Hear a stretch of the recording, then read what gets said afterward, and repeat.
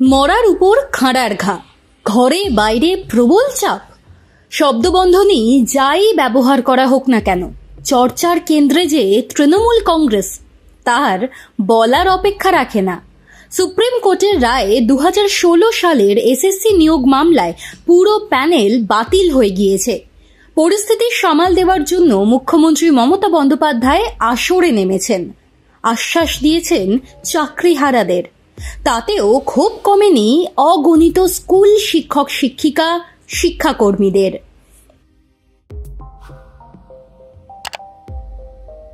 চাকরি বাতিল নিয়ে বিরোধীরাও নেমেছে আসরে।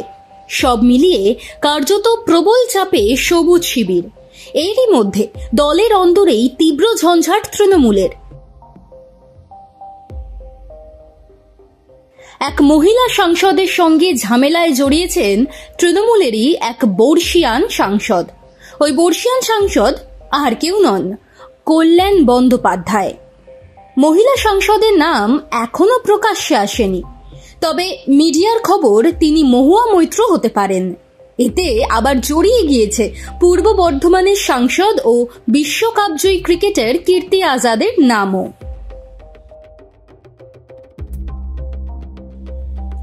ঘটনা আসলে কি ঘটেছে? গত শুক্রবার নির্বাচন কমিশনে স্মারকলিপি জমা করতে গিয়েছিল তৃণমূল। ওই স্মারকলিপিতে ওই মহিলা সাংসদের নাম ছিল না, তা নিয়ে তিনি ক্ষোভ প্রকাশ করেন। তখনই বর্ষীয়ান নেতা কল্যাণের সঙ্গে ঝামেলা বাঁধে। বিতর্কের শুরু তখন থেকেই। মঙ্গলবার আবারও মিডিয়াতে প্রেস কনফারেন্স করে কল্যাণ সরাসরি নাম না করলেও তার ক্ষোভ উগরে দিয়েছেন। তিনি যে অপমানিত তা স্পষ্ট করে বলে দিয়েছেন। দীর্ঘ রাজনৈতিক ক্যারিয়ারে বিরোধীদের সঙ্গে লড়াই করতে করতে এই জায়গায় এসে পৌঁছেছেন তা জানিয়ে দিয়েছেন। বিস্ফোরণ ঘটিয়েছেন কার্যত। এতেই থামেননি কল্যাণ। স্পষ্ট ভাষায় বলে দিয়েছেন, দিদি যদি মনে করেন আমি ভুল করেছি, সব ছেড়ে দিয়ে চলে যাব। তারই জল গড়াতে গড়াতে এসে পৌঁছেছে কালীঘাটে। মিডিয়ার খবর, ওই মহিলা সাংসদ নাকি চিঠি পাঠিয়েছেন মুখ্যমন্ত্রীকে। সাম্প্রতিককালে অনেক বিতর্কে পড়েছে দল, কিন্তু মমতা একার হাতে সে সমস্ত কিছু পার করে এগিয়ে নিয়ে গিয়েছেন তৃণমূলকে।